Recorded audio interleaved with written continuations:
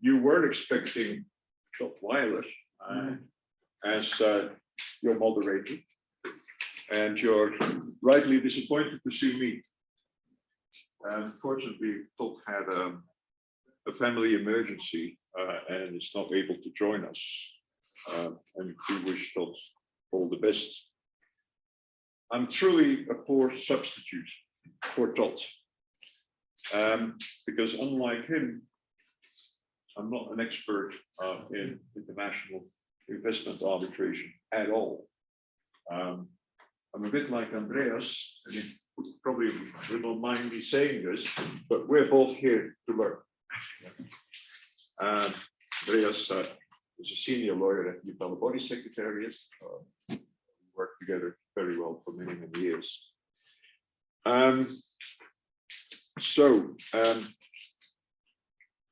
Right, we have, and I know this is being said about any panel that you have attended, we have a fantastic panel, both in the room and online. And let me say how we're going to approach this. Each of the panelists will give a short presentation of their paper or draft paper, or of their views on the topic that they will address for about 8 minutes max. And after the presentations, I may have, and I'm actually breaking the agreement that we had, I may have some questions to each of them. And I will also invite the panelists to react to each other's presentation. And after that, I will give the audience an opportunity to ask questions or make comments.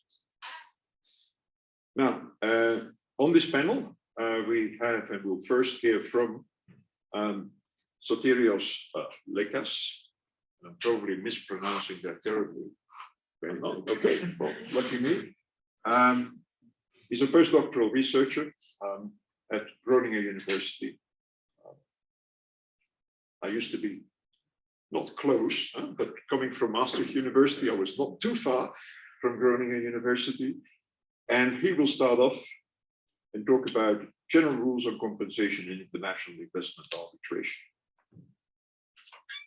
Next, we will hear from our participant online, which is Wojciech Giemza.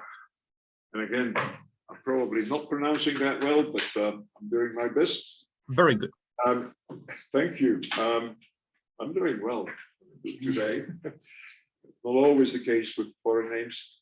He's a researcher at the European University Institute, Florence, which is my alma mater. He's a lucky guy.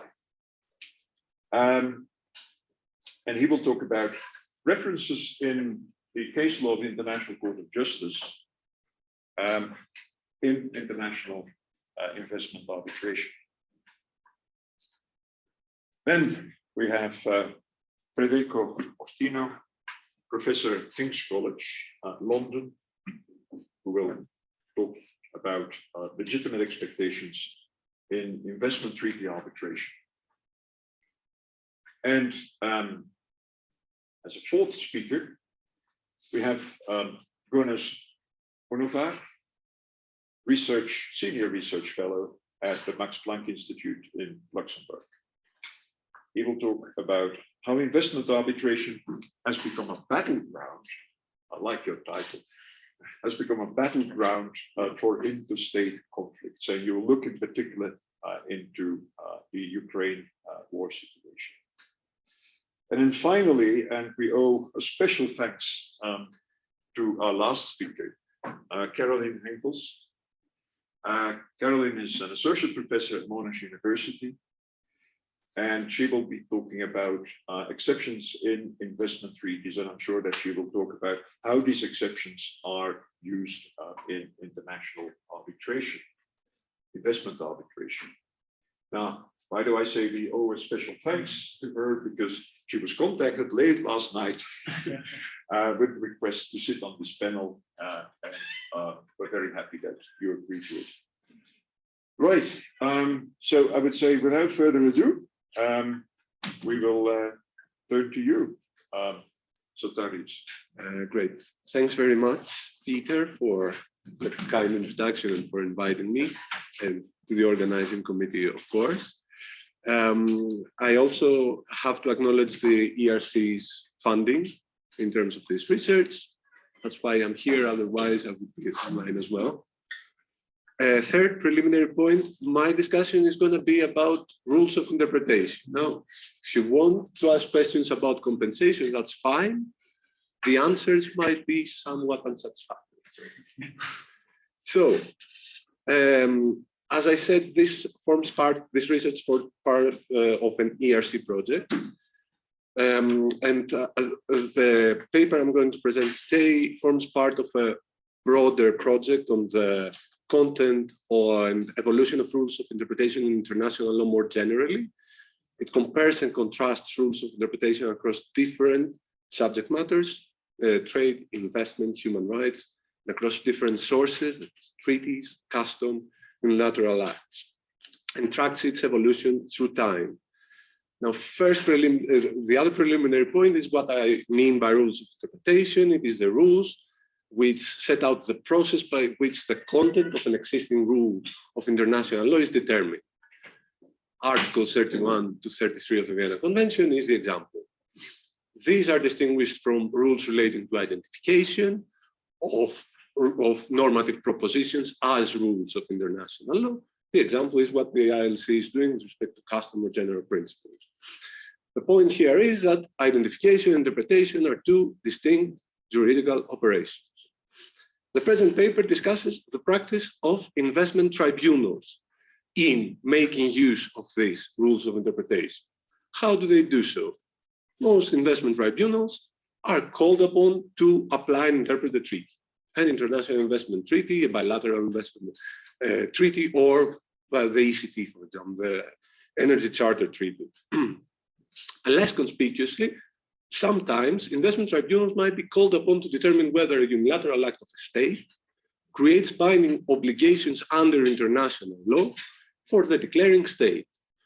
There are less cases with respect to that. They relate to domestic provisions of foreign investment laws, whether they bind the state on the international plane. And the third way they do that is they are called upon to apply rules of custom or general principles of law. The most notable example is the rules of state responsibility, compensation, essentially attribution of conduct, and so on and so forth. Now, I will try to be brief. I won't dwell too much on treaty interpretation. In terms of treaty interpretation, most tribunals now use the VCLT rules, and I think it was Martin Paparinsky who said that this is the only game in town. How well they do so, it is a matter of discussion. But the key takeaway is that they do so, and most of the reasoning is structured around these rules. And also these rules are the means for critique and sometimes review of those decisions. Okay. A much less examined issue is the one on unilateral acts. The issue, as I said, has arisen with respect to domestic provisions relating to under domestic investment laws. Now, there is a tendency for tribunals to parallel domestic provisions which encompass consent to international arbitration with optional declarations under the Article 36.2 of the ICJ statute. So by drawing this parallel, they immediately say that they're binding to the state on the international plane, and they proceed to interpret them as if they were practically a treaty. They apply the same rules, text, context, object, and purpose, and so on and so forth, good faith. In my view, this is problematic because essentially the process of identifying whether a unilateral act is binding on the international plane the process of interpreting it, if you have already determined that it's binding, are distinct. Because the process of identification also has a presumption against binding. A domestic law applies equally to domestic actors and foreign actors. It's not necessarily meant to bind the state on the international plane. However, with respect to certain domestic provisions relating to investment arbitration, you can argue so, especially when they are pretty much not ambivalent. But yes, and the process of interpretation of a unilateral act whose status is undisputed, yes, it is true that it is much akin to treaty interpretation. How am I doing this time? You have 3 minutes left. Okay, perfect.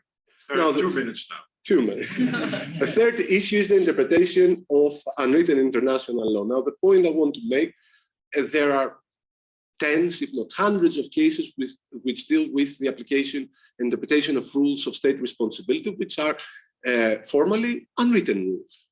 Okay, how they do so, most of the investment tribunals. First, they determine that a provision in the Articles of State Responsibility reflects, codifies, what you name it, a rule of a customary rule or a general principle of law. Implicit in that, this finding is an inductive examination of evidence. You know, this state did this, said that, and so on and so forth. But this is only a starting point. What they do after this determination is they use means akin to treaty interpretation. They go to the text. They take Article 8 of the ILC articles and they ask, what does control mean? What does instruction mean? Okay. What they also do is they look at the object and purpose of a treaty provision, as if it was a treaty provision. And also they look at the broader or immediate context of that provision in the ILC article. So they say that, for instance, the stability of international obligation entails a restrictive approach as to the customary defense of necessity. Or more technically, they say that because the provision of Article 38 on interest is amongst the rules relating to full reparation, we need to award compound interest instead of simple interest. So to conclude, as a general tendency, yes, the VCLP rules are the only game in town, but they are not only prevalent in treaty interpretation. There is a spillover to the interpretation of rules stemming from other sources. Thank you very much. This morning and in previous days, we had occasion to discuss the prices of WTO dispute settlement. Now, the investor-state dispute settlement system has been criticized for a much longer time than the WTO dispute settlement system. The WTO dispute settlement system was still the jewel in the crown when there was already a lot of criticism in the direction of investor-state dispute settlement. Now, listening to you, how do your arguments feed into that broader debate of the legitimacy of investor-state dispute settlement? Thank you very much. So yes, the main idea is what? Rules of interpretation as general rules on the determination of rules of international law instill some kind of predictability to judicial findings. So, and they provide a standard for assessment and critique. In the context of investment arbitration, for instance, the question is whether and to what extent these rules can be used also as a benchmark for annulment review, which is very much contested. As we know, annulment committees tend to have certain deference with respect to findings of panels, but there were committees like the Luxembourg committee, which hinted that, you know, if the panel completely disregards rules on treaty interpretation, then this finding is reviewable either as disregarding of applicable law or lack of reason. And this also there is a spillover there. For example, the Erman committee did the same with respect to customary international law. So with respect to necessity, they said, okay, many notions with respect to the customary defense of necessity are open to interpretation, but the court did not. They merely asserted that this is the defense of necessity. Thank you very much. I think it's now time to turn to our panelist online. Wojciech, can I ask the organizers to dim the light so that we actually get to see Wojciech and hopefully also the background? And that is not Florence. Okay. Yes, it's not Florence. And anyway, just you have to look at my face that much. I have a PowerPoint also to give you some numbers and a general picture of my presentation. So good afternoon, everyone, and greetings from Florence, Italy. In my virtual background is actually Polish-Czech border. My name is Wojciech Giemza, and I'm a PhD researcher at the European University Institute. Due to family reasons, just like Todd, I can participate only online, but I hope to engage with you and meet you all in the future.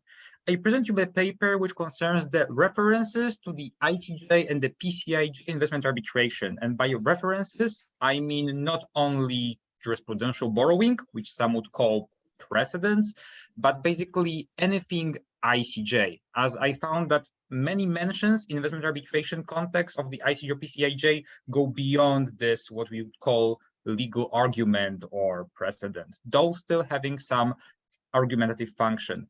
The project is strongly empirical, both qualitative and quantitative, and I will focus on explaining the method and the data set and hope to discuss it further. In the paper, I use a case study which I carefully chosen for Todd, which is the PCIJ's Oscar Chin case, but hopefully it still will be useful. So without further ado, let's have a look. I suppose that many of you, when reading a decision of international courts or tribunals, have stumbled upon a reference to other case. Very often it's the decision of the same court, or it's the same tribunal, or the tribunal of the same field, especially in the case of investor-state arbitration. But very often, when we talk about the external sources, so citing another body, the ICJ together with the PCIJ are by far the most popular sources of external citations, which also they have, at least on the superficial level, some kind of deference, as we see in the quotes from Azurix or from CME case. And on the right, you see a table by Damien Charlotin. He gave some quantitative overview of how much other bodies are cited in other fields. And as you see, highlighted yellow, ICJ, PCIJ are together by far the most popular. And the explanations for this may be seemingly straightforward. First of all, the structure of legal argument and use of authorities in adjudication in general, and ISDS in particular, is considered open and flexible.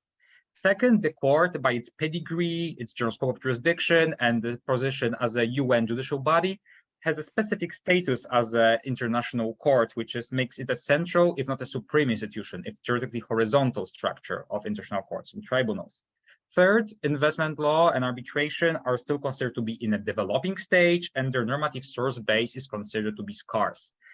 That invites for jurisprudential borrowing, that is borrowing the norms from other fields, including the general public international law, in which inevitably investment law is embedded due to law of treaties, as Sotirios mentioned, through the law of state responsibility, and so on. And the ICJ case law appears to be a useful transmission belt for these ideas. But fourth, the ICJ is not only present in the legal argumentation and not only for its jurisprudence in investor-state settlement references.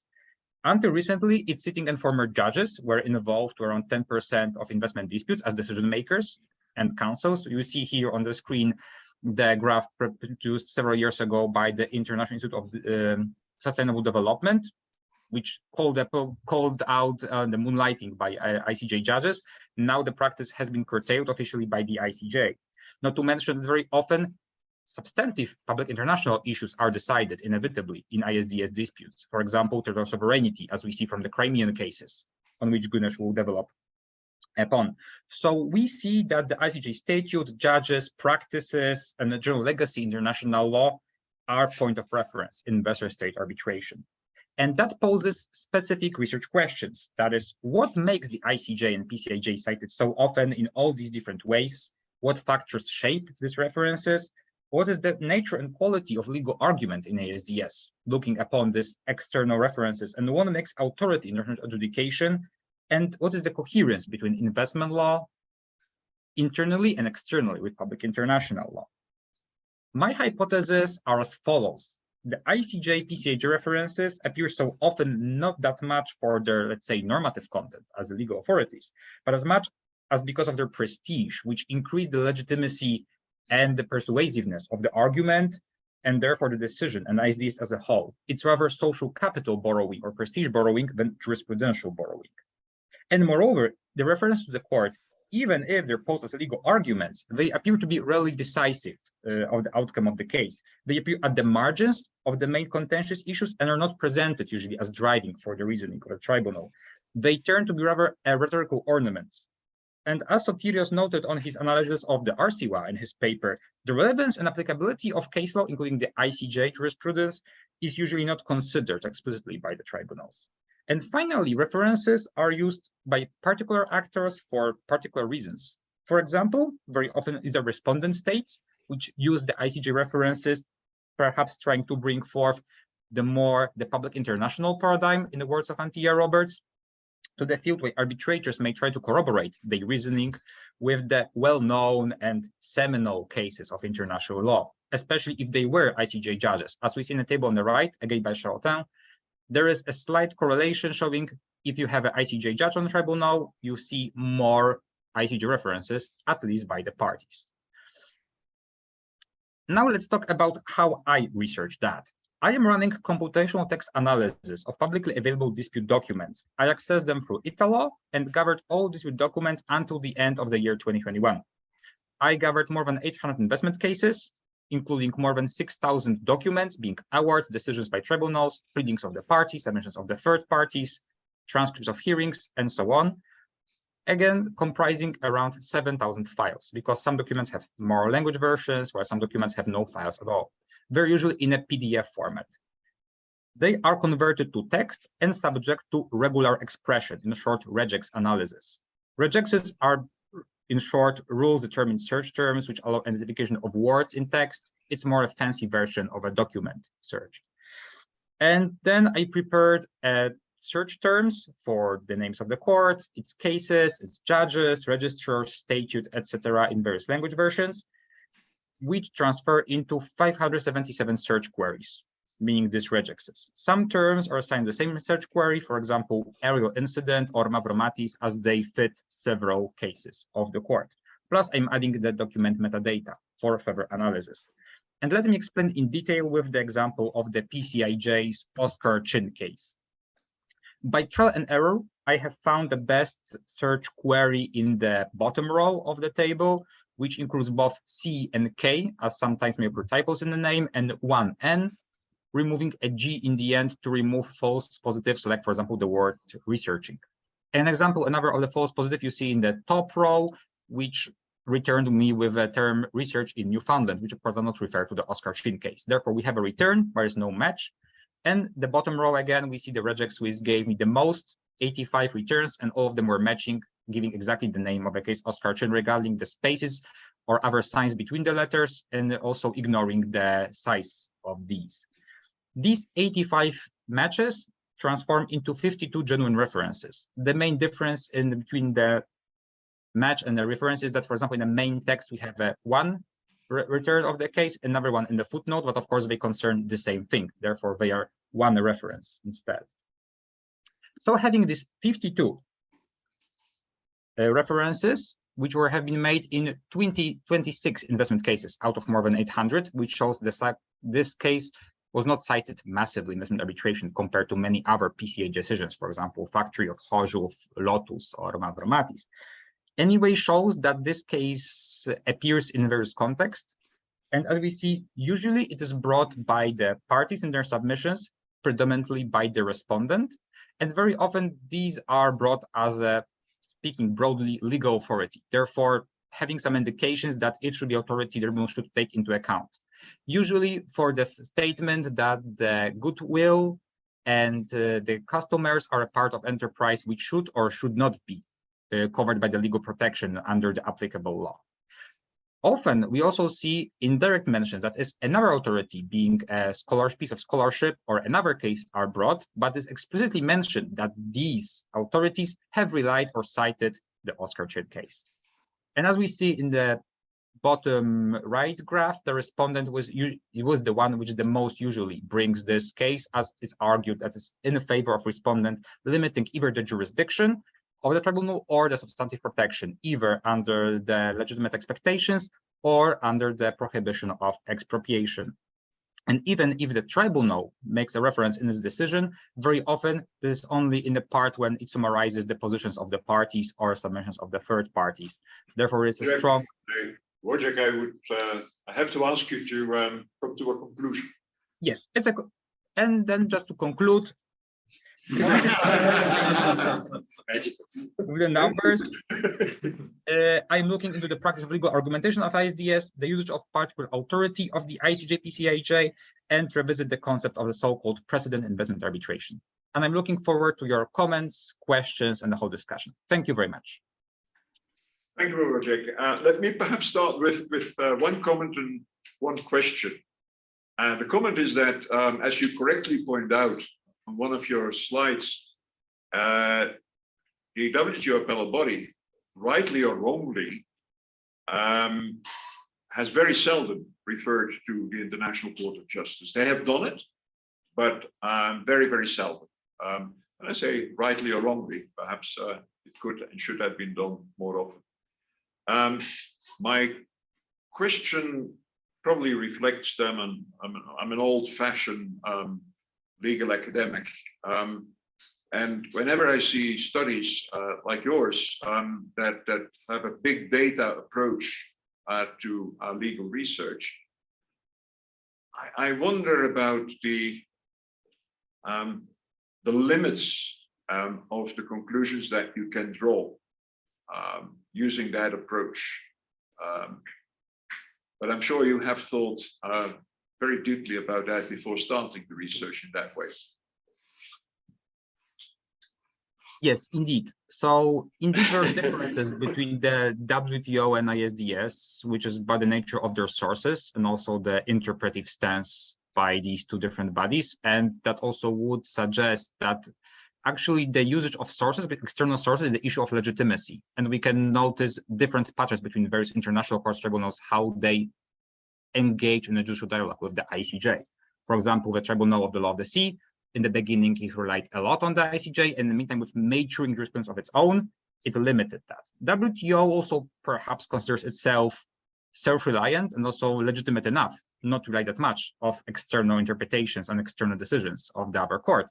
While in the ISDS, having ad hoc tribunals which decide disputes, having very broad, very general terms of a treaty, I think what we see in the paper of Sotirios and also what we see in Federico's presentation, they may be more keen to reach for different authorities. And of course, we cannot really look into the black box and really tell what was the reason for them to decide this way or another way, but decisions of tribunals are texts. And in this text, some things are cited, and we can assume that at least in some cases, this is somehow relevant. And very often the true story behind the citation may be, yeah, junior lawyer did the research and just needed to have some footnotes, so brought the case. But anyway, that the footnote is there and the argument is made can tell us something, at least on the superficial level of this textual analysis.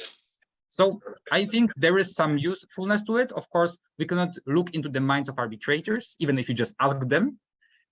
On the other hand, as we are lawyers and we base our work on the text, we can look for the patterns and denote maybe some additional and useful things, noting, for example, some personal preferences and approach and differences between, for example, different persons in the tribunal, differentiating between lawyers and, for example, professors. Thank you very much for that. Next is Federico. Okay, this is my timer, so I don't get off. Well, I'll keep your time. Well, I'll try to keep them on my own. Okay, what's my argument? My argument is that many investment treaty tribunals have interpreted and developed the concept of legitimate expectations that does not align with the way the concept has developed under domestic legal systems.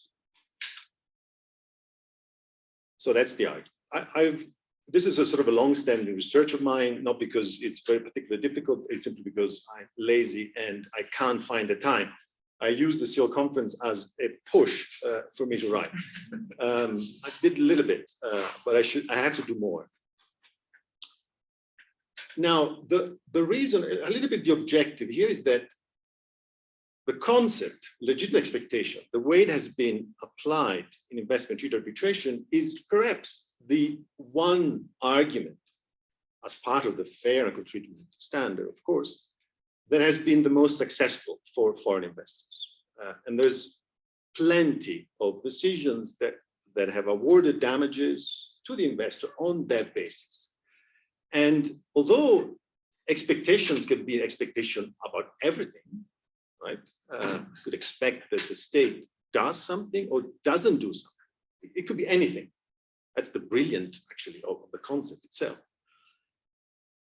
The way in which it has been used in most cases by investors is to protect the regulatory stability of the home state, right? And this is sort of in the broader sense, in a broader setting. This has implications for the state ability to change and evolve and adopt new policies without paying compensation. Now, so the way I do it, I mean, a little bit easy way, but I focus on English law and European Union law. I mean, these are the two systems I know most.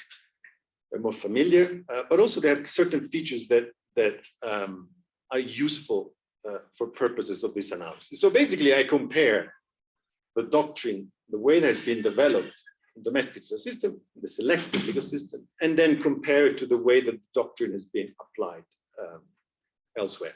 Now, let me point to three aspects. There's probably plenty, but the three aspects I want to emphasize. Let me see if I can go through that. The first one is the general scope. Now, many domestic legal systems use the doctrine only with regard to action of the administration. They do not extend, like English law, they do not extend to legislative conduct. Some others do. EU system, for example, in principle, and German law as well, allows for a broader scope. Investment treaty tribunals, on the other hand, this is classic rules of attribution. Anything that the state does comes under the scope of the standard, the FET, and thus the doctrine of legitimate expectation. Doesn't matter whether it's the administrative authority of the province of Florence or a legislative act enacted by the parliament, or a judicial court, constitutional, anything goes under. The second issue about the scope is the kind of protection given. I would say that, at least in the sort of English world or English influence world, most systems only afford procedural kind of protection. You have an expectation. Is it a legitimate expectation? Yes. You will not get that expectation. The only thing that you'll get is a duty for the administration to hear your views before they frustrate that expectation. Let's say procedural guarantees. This was the English system up until 20 years ago when it changed. And this is the system that applies in many other countries. Only procedural. You don't get the benefit. You get to be heard. Has anybody here in the room has ever heard that discussion in investment treaty arbitration? No. They jump straight into the substantive protection. I mean, that's just the start, right? Just to give you the different scope. Now, there's actually a third aspect, which I'm still working on.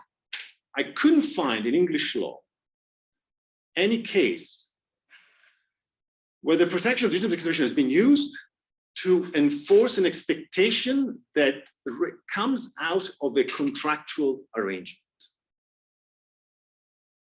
I can't find it. And I think the explanation there is because the concept of legitimate expectation is there to protect what is not already protected by law. So a contractual commitment, the contractual undertaking, a contractual promise is protected under a different set of rules not the doctrine of expectations as a judicial review mechanism for the conduct of public authority. You read most tribunals, treaties, there's no difference. In fact, the emphasis is often on, but there is an investment contract, there's an undertaking. That's legitimate expectation established. Okay, let me move to the second point. See, time is running out already. The second point is more difficult. And the question is there a legitimate expectation? Right? And this is where tribunals and parties litigate at end. There's a tendency in investment treaty tribunals to do a massive mistake. So in domestic law, what is required is an assurance, a promise, an undertaking by the public authority. It can be expressed, that's the paradigmatic case, an express promise. It could be oral, could be written in an email, it could be anything, a report, a guideline. It could also be implied, right? But no matter what, there has to be a promise, there has to be a representation by the public authority. And that has to be specific and clear and unconditional. This is where most claims under domestic law lose. They can't. It's never clear. There's always another statement by maybe the same authority or another authority that sort of qualifies it, makes it conditional. You cannot. Investment treaty tribunals often skip this passage. There is a legislation there. There are certain policies undertaken, and on that basis, you create a legitimate expectation. I read, and I use my last 20 seconds, a case which I only discovered this morning. I think it's the first case that Colombia lost, the Glencore, 2019. Legal expectations, the tribunal says, can also be created in some cases by the state's general legislative and regulatory framework. An investor may make an investment in reasonable reliance upon the stability of that framework, so that in certain circumstances, the reform of that framework may breach the investor's legitimate expectation. And this is the trick, which clearly is disaligning with the whole concept. There has to be a promise, clear, precise, and unconditional, which may stem from a conduct. It may be implied, but when it's implied, it has to really be exactly clear. And often the fact that there is a regulatory framework, the focus then switch on the expectation of the investor, and that makes it legitimate for the investor to expect that that framework won't change, without any reference to this assurance by the host state that has to be there. The third element, I don't say, this is the thing I sort of done in the past, which is in fact the most horrible, because it transformed the nature, but maybe we can pick it up later. Thank you very much. You speak about it with such passion that I'm wondering, what is the most pressing concern or concerns that arise as a result of the failures of investment tribunals to align the doctrine of legitimate expectation with what we see at the domestic level? What is your... Well, there's so many. But and I conclude with the third point, so I can answer your question. The third massive failure of investment tribunals, many, not all, because this is also difficult to speak because some actually do it properly, but it's a minority. Domestic courts, right, when they apply legitimate expectation, even in those cases rare that they find a legitimate expectation, they then ask the question, what kind of protection do they get? Actually, should the legitimate expectation get the protection? And that's where the question revolves around, is there a policy rationale that overrides that legitimate expectation. And if the court thinks that there is one, the legitimate expectation is Pensbridge. Well, it's sorry, but there are greater interests. So this is why, and this is 2005, organized a seminar in London on legitimate expectation. It was interesting. We all looked at different aspects. Sorensen, who had written a PhD and a book on legitimate expectation in French, English, and European law, said something which was sort of, in those days, was quite interesting. He said, I looked at all the cases in those three jurisdictions, and I can point the successful cases on the fingers of one hand. Now, if you do the same with investment treaty arbitration, you'll probably need more than one hand. The concern is this, that this interpretation by most investment tribunals has transformed the nature of FET from a rule or a principle that focuses on the reasonableness of the conduct of the host state, or unreasonableness, depends, has transformed it in one that guarantees many things, but particularly regulatory stability, without considering the merits of the reason why the state has frustrated expectation. And that, I think, goes against the origin and, I think, purpose of FET. Thank you very much. Güneş, you're next. Thank you, Peter. And hello, everyone. As Peter indicated, I will be talking about the ISDS in the context of the Ukraine-Russia warfare / lawfare. I think you're all quite familiar with the warfare itself, but also lawfare. I know most of you are actually working on the subject from different aspects, especially after the 2022 invasion. It's picked up a lot of interest in research, legal research. And of course, as is obvious to most of you, there are many fronts in this lawfare. The ICJ front, the 2017 case in the aftermath of the Crimean invasion, the more recent 2022 case, the numerous, I think 10 now, ECTHR cases, plus the individual applications at the ECTHR. There is the more recent ICC arrest warrants for President Putin. We have the more, again, recent Ukrainian initiative to start a claims commission for the damages. So there are quite a few fronts going on. These are one side of this lawfare. Of course, there are things that Russia is doing as well, such as passing domestic laws and threatening expropriation to these companies who may exit the Russian market. This is just one example, and also the sort of imposition of the Russian ruble on the transactions, etc. This is the general sort of public international law research tendency to focus on these items that I've mentioned, especially in the, for example, in ICJ and ECTHR context, we have an upsurge in the third-party participation, which is unprecedented in both of these courts. Maybe less so in ECTHR, but definitely in ICJ. So most of the attention, most of the spotlight has gone into these areas. One aspect of this lawfare that is explored to some extent, but not so much, is the ISDS front. I'm not sure why that is. Perhaps, again, it's a bit of a taboo to talk about ISDS as a legitimate avenue to seek justice. This might be the reason.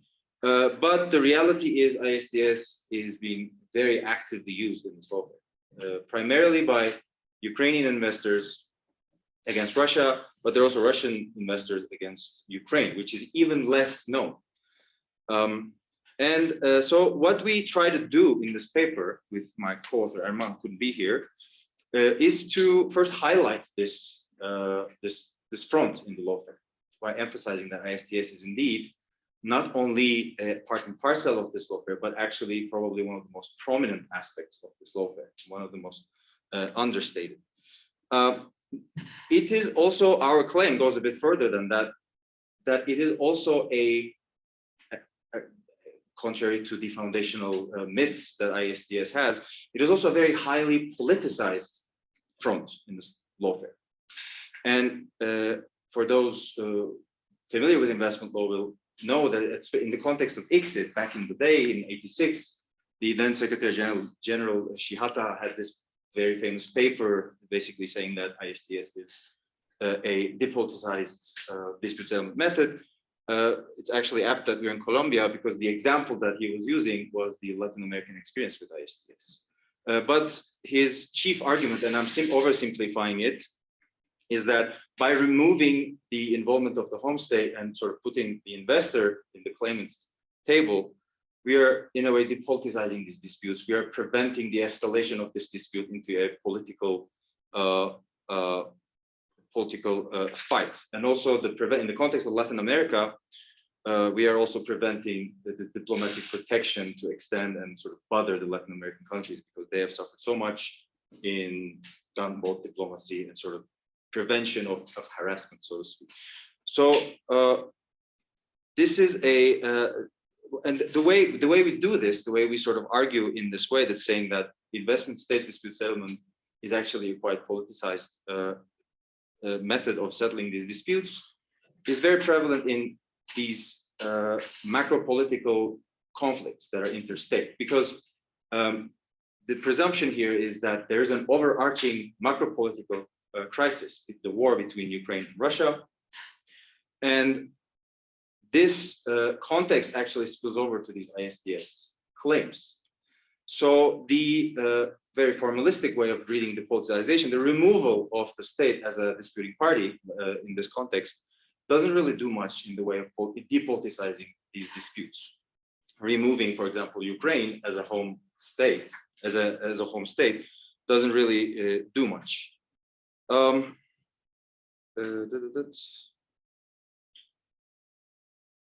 And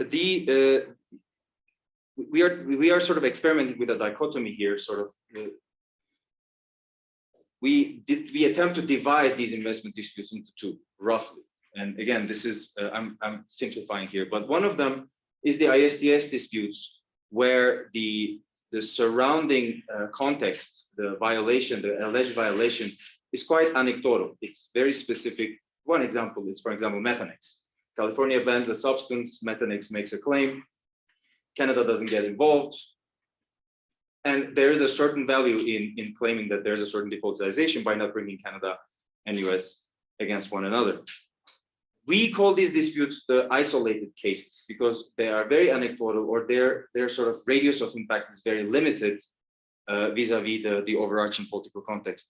The other group that we refer to as the collective disputes refers to disputes that stem from bigger macro-political, usually interstate crises that have a transboundary cross-border spillover effect. And I think Ukraine-Russia war is a good example of that.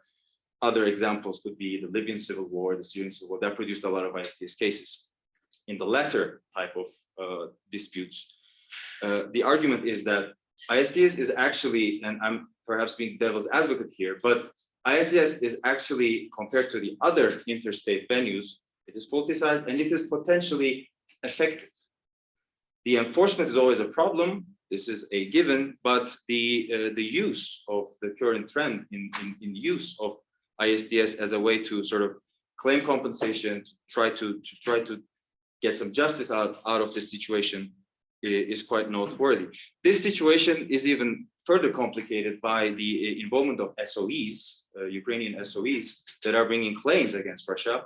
And I will stop here because this is a subject that can be elaborated a bit more, I think, in the Q&A. Thank you.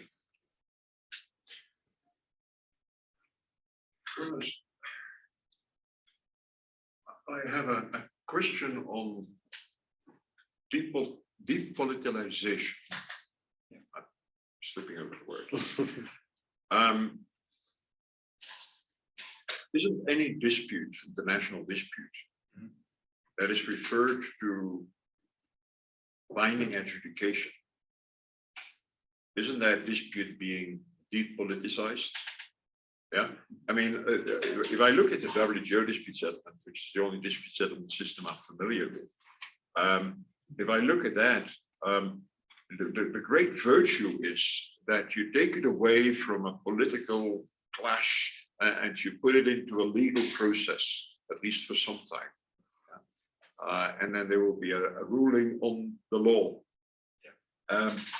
So if you agree with that, is it so problematic that you see that investor-state dispute settlement sometimes also is in reality an investor, but behind the investor really a state? Is the difference that big between the? No, it isn't. And what a politicized dispute is, the definition of politicized is so big that also we can even argue, I think this also goes to what you were saying, that the moment we sort of judicialize a dispute and take it to the ICJ, it is, compared to what it would be without that judicialization, would be by definition depoliticized. I fully agree with you. But this, in the context of ICSID in the 80s, the argument was the availability of this direct remedy to the investor versus the state, thereby eliminating any, or at least the diplomatic involvement of the host state, would go some way to depoliticizing. And one can, again, it's not clear in Shihata's contribution, and again, in the depoliticization scholarship, every paper adopts a slightly different definition of what depoliticization means. But one can also argue, based on what he has written, maybe wrongly, but if there wouldn't be an investor-state dispute, and if there was an interstate investment dispute, compared to that investor-state dispute, that would be relatively more politicized. So there are different ways of politicizing in that sense, that it can be diplomatic protection, which is, yes, it is a sense, in a sense, it's a different shade of politicization. And when we're looking at ISDS, relatively interstate dispute settlement might be political. There is no clear answer to that. But I get your point. So yeah, I mean, it's possible, and I only have like less than 8 minutes. I would love to elaborate on this, but you know, there are also different angles to depoliticization. Diplomatic protection is one. There's a brilliant paper by Geoffrey Gertz, I think, where he argues that US, despite all the attempts to sort of remove it as the sort of home state being involved, diplomatic protection, they still are quite very much involved through some backdoor as the home state, of course. And I guess when a foreign investor is frustrated in a foreign country, the first thing they will do is to go to the embassy. You make your point very clear. No, Caroline, last but certainly not least.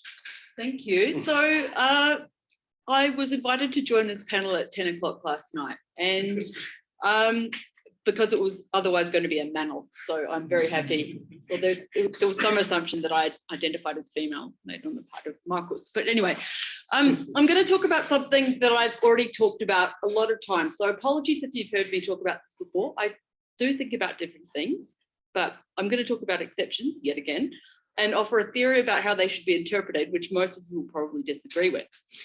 So what do I mean by exceptions? I'm actually taking quite a broad approach, probably broader than your average investment or trade lawyer would understand exceptions.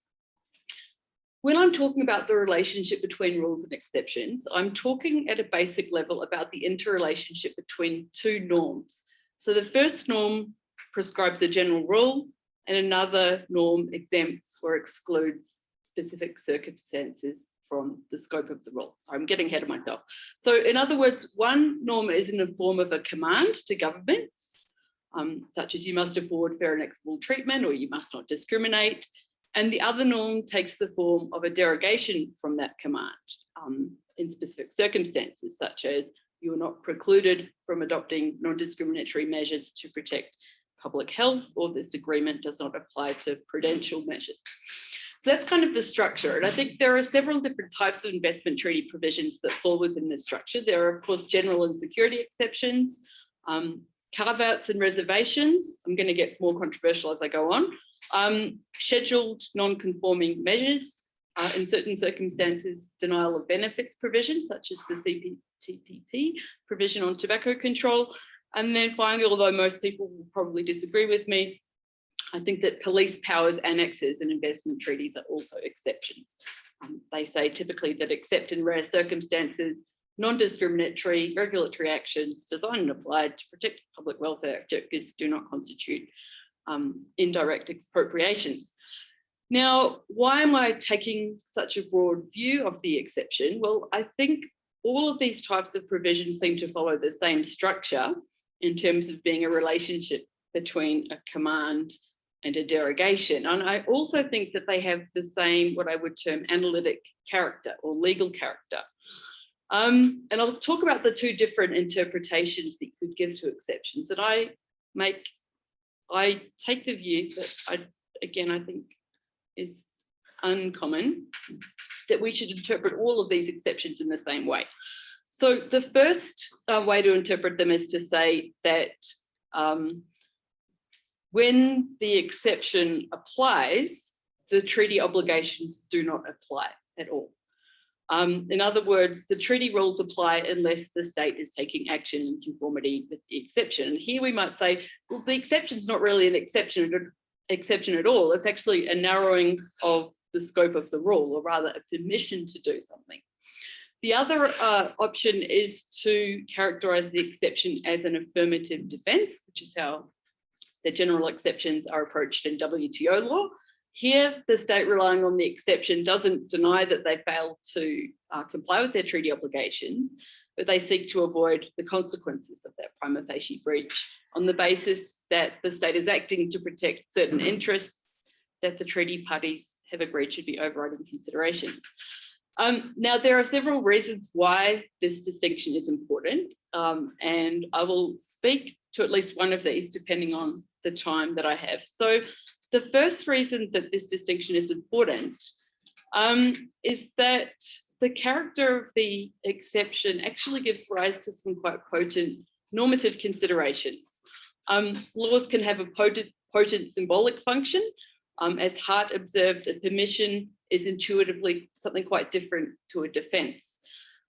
Governments, not to mention civil society, if we're thinking about the legitimacy of the regime, attach symbolic significance to the question of whether the relevant conduct is lawful and outside the scope of the obligations, or provisionally unlawful but justifiable, and therefore ultimately not in breach. And so if we unpack this a little bit more, we can see that there's a distinction between conceptualizing the regime as one that defaults to a so-called right to regulate, and I hate that language, unless the conduct is specifically prescribed, or as a regime that generally prohibits government action affecting foreign investment unless that action is expressly permitted in exceptional circumstances. And so I think this issue has quite an important signaling function.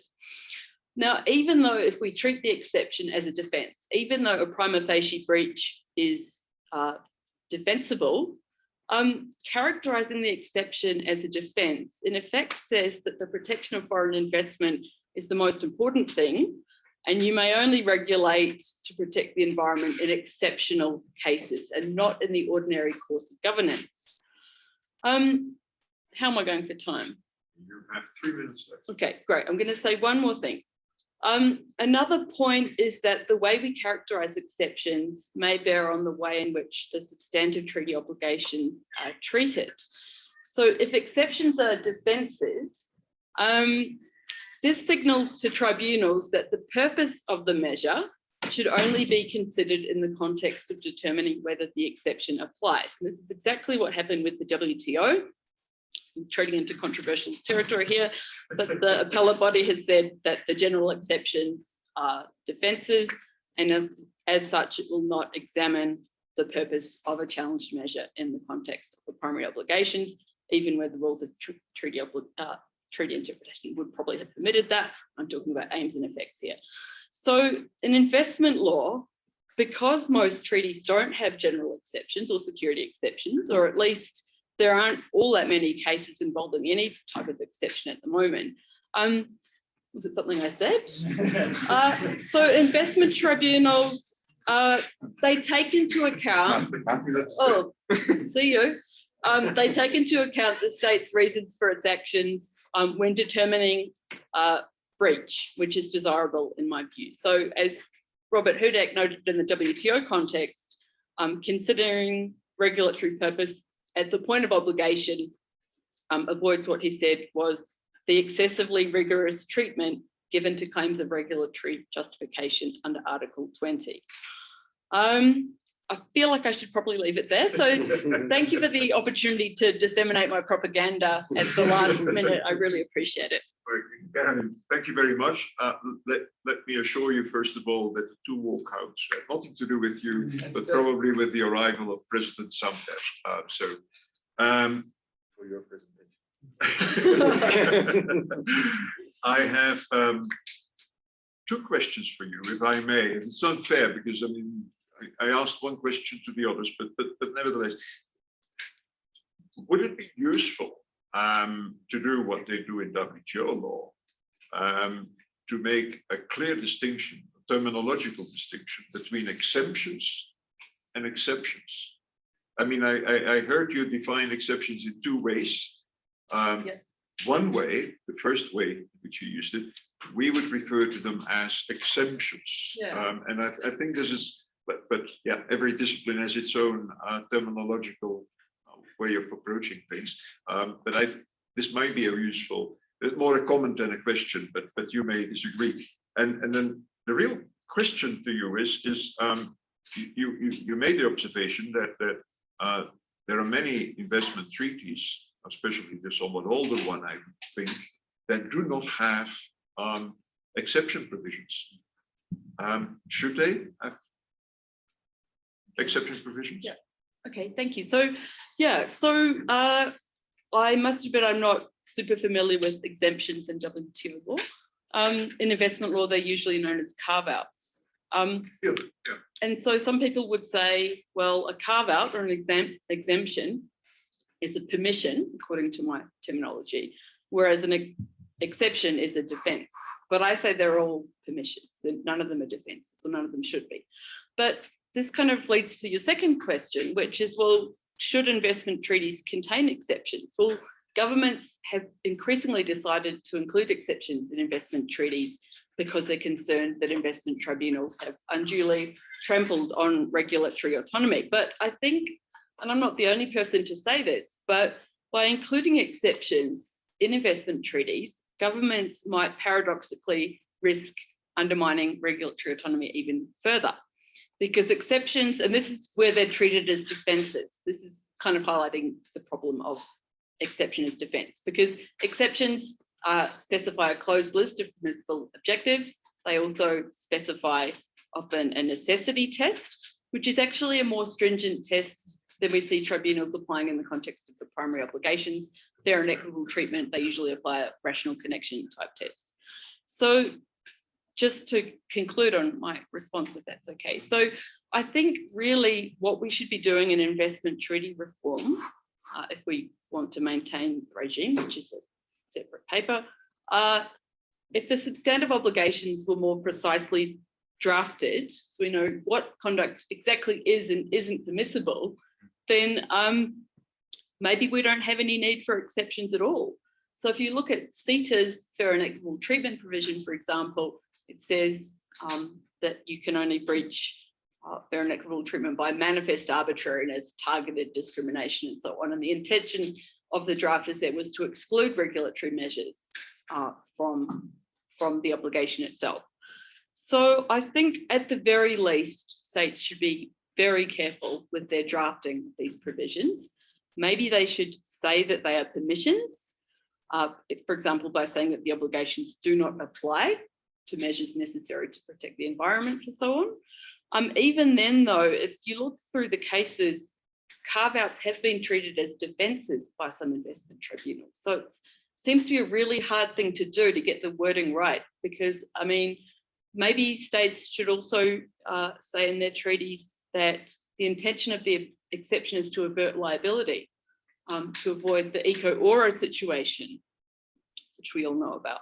So I'm not convinced that we should have exceptions in investment treaties, but I'm very interested in what other people say about that question. So thank you, Peter. Especially on that point, I suppose.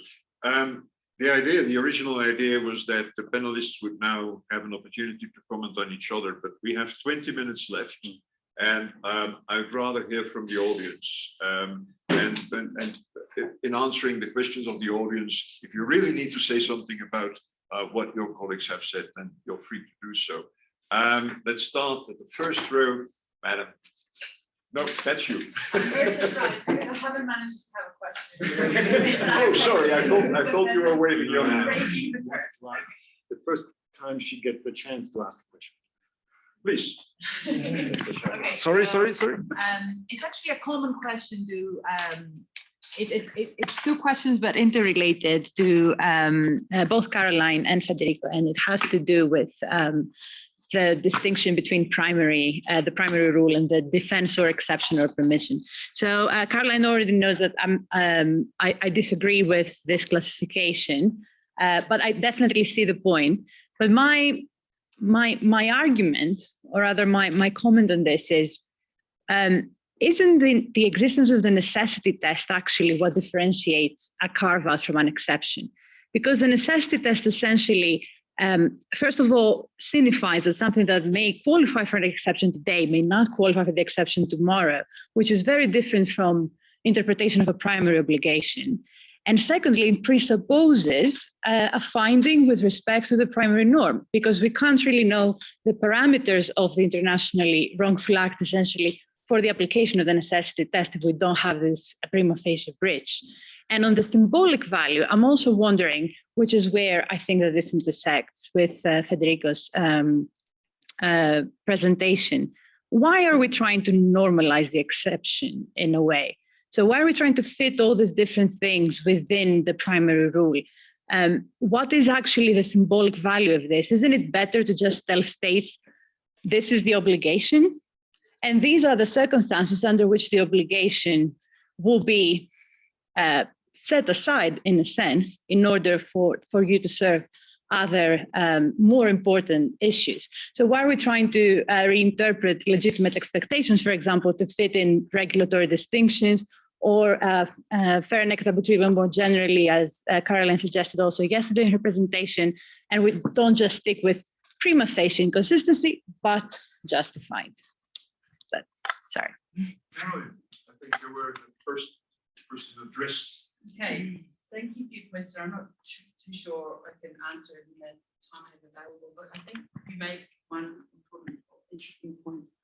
That's maybe the terminology of necessity, or sorry, necessary, not wanting to confuse the two concepts, suggests that it intends to operate as defense. But if you look at the different provisions in investment treaties, we see the related to, which is the WTO kind of model. We also see some exceptions using the term for. So actually the nexus can be quite weak and can really only be a rational connection. So I'm not too sure that the use of the term necessary designates it as an exception. But it kind of goes back to the ordinary meaning. And I don't think the ordinary meaning of exceptions actually does shed any light on their analytic character. And if we look at the object and purpose of at least the more recent investment treaties, we see references to prosperity, sustainable development, health, and so on, which seems to suggest that I think it gives weight to the argument that these are permissions. And also when you look at the treaty more broadly, which has got all these kind of affirmations of states' rights to regulate and so on. So I think treaty interpretation doesn't really help, but helps a little bit with my argument. I've got some things to say about your paper. I'm sure you do. Maybe we can do it later. Sure. I want to hear more of the people, but I didn't really get. Do you prefer to separate the two? So I have an obligation and exception. Then we disagree very much. Because I thought you were suggesting that through legitimate expectations, we wouldn't really have to go for that if we were to accommodate regulatory distinctions within fair and equitable treatment itself. Yes, that's what I said, but it's part of the obligation, not as two distinct features. Okay. Please go ahead. Yes, Yeah. one quick question to Federico.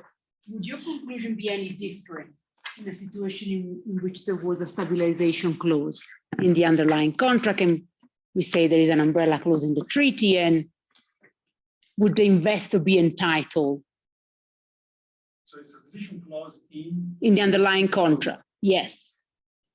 If follow my suggestion is that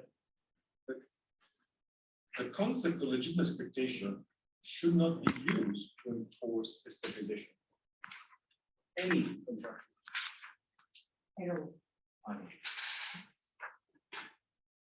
That doesn't mean that the treaty will not protect the contract. Right? Now, there's an umbrella clause often in 45% of the cases. Well, the treaties maybe less should do that.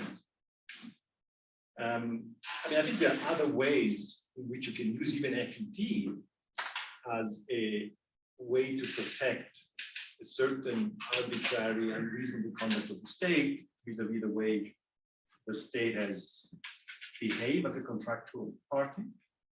But it's, in my view, it shouldn't really be, I mean, it's actually, what do I know? But I'm using this comparative benchmark as my link. And we can decide that, forget that, you know, international law does it differently. We want to provide more protection, and so we'll do that. I think, you know, there's an initial question of, you know, where does this concept comes from, right? It's in no treaties, well, except the last few ones. And so the most plausible is, you know, general principles. I suspect that's, you know, although it's not much debated. In the same case brought against Colombia, the Colombia defense, and it's actually quite exceptional that they do this. Maybe it was internal lawyers, which in fact we heard speaking two days ago at the conference. They argue that FET does not include the protection of legitimate expectation. And the tribunal took one sentence and said, there's 150 different tribunals that said it does so, including a few scholars.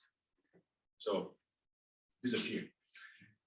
But so there's a question of, you know, how does even this concept comes into? And I take the point of view that it's already there. Let's actually apply properly. And this is why the connection with domestic law, because I think it's the only really legitimate authority that we have. There's nothing else. Even the International Court of Justice doesn't seem very much inclined to recognize it as a principle, even part of FET. But that's future development. Okay, second, still on the first row, gentlemen. I had several questions, but I don't want to monopolize, so I'm going to ask only one for Güneş, who hasn't gotten a question yet. I found your paper very stimulating. By the way, I should say Daniel Franklin University of Sheffield. What you said about ISDS is in the second category of cases you have said that it's both politicized and effective. My question is, effective for what? Because they're very effective to do one thing, which is providing compensation. And isn't there a risk when we ascribe this idea of politicization that we see, especially when it's not state to state? The great majority of the cases that I think you cited as well are investor state. Is there a risk to see some sort of design, coherent political design that is not there? And I just leave it at that. I specifically had in mind what happens after the award is rendered, because the eventual outcome of the ICJ cases, the ECTHR cases, assuming there will be a claims commission, the question of funding and whether or not seizing of assets will be possible, all that stuff, without Russia's consent. That's the important part. I think there are a lot of very important issues about compliance in other forms of this lawfare, right? This is not to say that ISDS is a smooth sail, especially if you're talking about Russia. You know, we literally have only one case where Russia paid, and that was the saga, the Sedelmeier case. I'm not saying effective relative. I mean, potentially, perhaps. At least there is a prescribed way of enforcing it. Maybe you're going to give Russia a headache for a while through your convention. It's sort of chasing Russian assets in several countries. But when you actually look at the totality of the different fronts of this lawfare, if anything will yield any sort of pecuniary outcome, at least, that is unfortunately ISDS. Very well. I will give now priority to questions to Sotirios and Wojciech, if there are any, but perhaps their presentations were so clear and uncontroversial that there are no questions. So are there any questions to either of them? Andreas.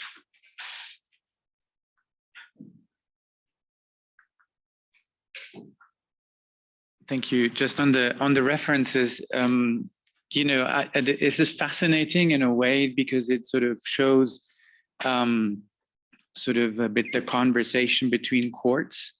But what I find is a sort of the bigger question in there that I'm not really yet seeing is the qualitative difference in the references. So you may well have a reference that is just sort of there as a matter of course and is always there when we refer to that one principle, and it just happens to be carried over into the next case and the next case and the next case. And then you may have a case where you actually engage on the substance with something that's been said by another tribunal. Either you distinguish that, or you disagree with it, or you somehow draw some inspiration. So I wonder to what extent in sort of, you know, the analysis that you've presented can be supplemented, or whether there's sort of an additional step that could have sort of grasped that, you know, that difference. Thank you. Very clear. Wojciech? Andreas, thank you very much for this question. I fully agree. It's a very big thing. And this is the thing I'm taking into consideration because, of course, between the very bird's eye view on the quantitative aspect of the mentioned citations, it requires a lot of manual work and coding. And of course, you cannot fully just code binary if it's a matter of course citation or have actual engagement. But of course, with close reading, you can really see whether the tribunal or another party engages with the legal argument. And as far as possible, I'm doing it. For example, in the Oscar Chin case, 5 of the 7 claimants' mentions of the case actually are responses to respondent arguing that the case is not really applicable, or for example, it's not really proving the point respondent is making. So therefore, we can assess, and that's the part and parcel of the project to really see how really we have this actual engagement with the case. But very often, actually, we have a matter of fact, as you mentioned, mentions of the case in a string of several cases, ICJ cases mixed with investment arbitration cases, without usually any context. I suppose Barcelona Attraction case is a great example, when very often respondents try to use that passes from the ICJ on the shareholders having standing or not, against the treaty language, which is usually very explicit, and it's a established practice in investment arbitration that shareholders usually under BATs have standing. Nevertheless, respondents with Argentina tries to go on with Barcelona Attraction reference. So we can see sometimes how or it is engaged or not. So thank you for this point, and I would like to really pursue this project. Yes. Very clear. We do have a question for Sotirios. Hello.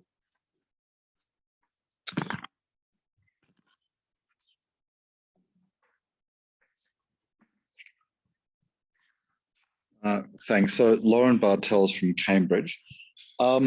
I detected a criticism in what you were saying in terms of how investment tribunals deal with unilateral declarations. Of course, it's well known that the ICJ has said that they are not to be interpreted as treaties. They are to be interpreted with far more deference to what was intended by the state. But I wonder whether that's just one point on which tribunals are a little bit basic when it comes to interpreting international law. The Vienna Convention is not always applicable. What would you make, for instance, of internationalized contracts which can be subjected to international law? For instance, in more recently than in the 70s, the Occidental Ecuador case in England. What's a tribunal to do?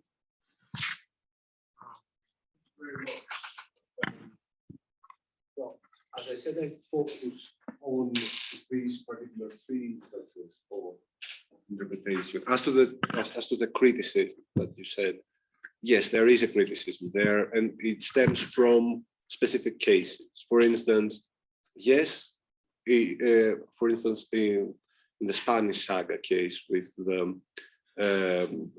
relating to subsidies to renewable energy, for instance, a royal decree awarding subsidies for the renewable energy sector, which is equally applicable to domestic investors and international investors, to be called a unilateral act on the international level in a footnote. As you said, it contrasts the very cautious approach that the ICJ actually has laid down with respect to the identification of whether something, an utterance, an act is binding on international law or not. Now, with respect to internationalized contracts, first of all, I have to say that this is not part of the examination. And obviously, this largely relates, I guess, to whether these internationalized contracts actually should be interpreted under international rules or under domestic law. And this is actually, and let me go back to the unilateral acts, because with respect to unilateral acts, there is also this debate. Where does this fit? Okay, and I guess the domestic law fits into the idea of, you know, on which plane this thing is binding, right? Once you have decided that this is binding on the international plane, well, obviously, domestic law does not have a lot of role to play. But this determination is something that is subject to rules of international law that accord deference to the act, and actually there is no presumption that this is binding on the international plane immediately. Thank you very much. I open the floor again for questions, please. Thank you. Tony Bannon, I had a question for Carolyn. I want to follow up on your way of speaking on, and I think about the challenge of drafting exceptions effectively to ensure that they are characterized as permissions. And the Echo Oro case is the most obvious example of a tribunal that found that the drafting wasn't sufficiently clear in that regard, but I think they were wrong, but that's what they decided. As you may know, subsequently, Canada has revised its model investment treaty and has actually taken out the general exceptions, which is kind of extraordinary in a way because Canada was a bit of a pioneer in including them in the first place, but they've replaced it with what they're calling a right to regulate provision, and I just wonder, and I think we're probably likely to see a few more of those in treaties subsequently. I just wonder how you would characterize that in terms of your approach to exceptions. Is that an exception or is it some other kind of hybrid thing, and what should be its impact in the treaty? I'm not an exception. I think it's a kind of an interpretive declaration, saying that as a starting point, we think that governments ought to be able to regulate to promote public welfare, or whatever the terminology is. And it's meant to influence tribunals in their interpretation of the substantive obligations. It's meant to kind of infuse through the whole treaty. I can't recall off the top of my head which treaties these are in, but you do see some treaties with clauses that say nothing in this treaty is meant to prevent states from regulating in a manner otherwise consistent with this agreement. And I just think those are completely useless. I don't see the point at all. And the TRIPS agreement. Right. That sort yeah. But I was actually looking at the Canada model today, and I noticed that although it doesn't contain general exceptions, it has a lot of other types of exceptions. So it's got carve-outs. There's a denial of benefits clause in relation to international peace and security, which is a type of exception. So it is still including exceptions in my view. I'm very interested to know why it did away with general exceptions. I haven't been able to find out. Maybe, do you know? I don't know. I do know that locally in Canada, people who work in investment, it's been significantly criticized by Holly Wolf and Özgür. Yes. manner to try to redraft these sentences in somewhat in the manner you described, rather than giving up on both. There are about 7 pending cases at the moment involving general exceptions. So it'd be very interesting to see what happens after ECO or. Very, very briefly. It's the EU approach. So, which is in fact reflected, I think, in CETA. There is a general exception, but only applies to the liberalization commitments. So national treatment, MFN, not to the standards, expropriation, NPT. And it makes perfect sense because those are the standards that you don't want to have a second step. You want to have that analysis right there inside. And particularly expropriation, because it's in the annex, right? So imagine, in fact, this is the problem that's already created with the Canada-Peru FTA, where you have to basically an exception under the expropriation, the annex, and then you have to apply the exception again at the end. Totally confusing. I think, from my perspective, I've always argued that that's the right approach. Thank you very, very much. Time is up, and unfortunately, we're at a very tight schedule, but please join me in thanking this panel.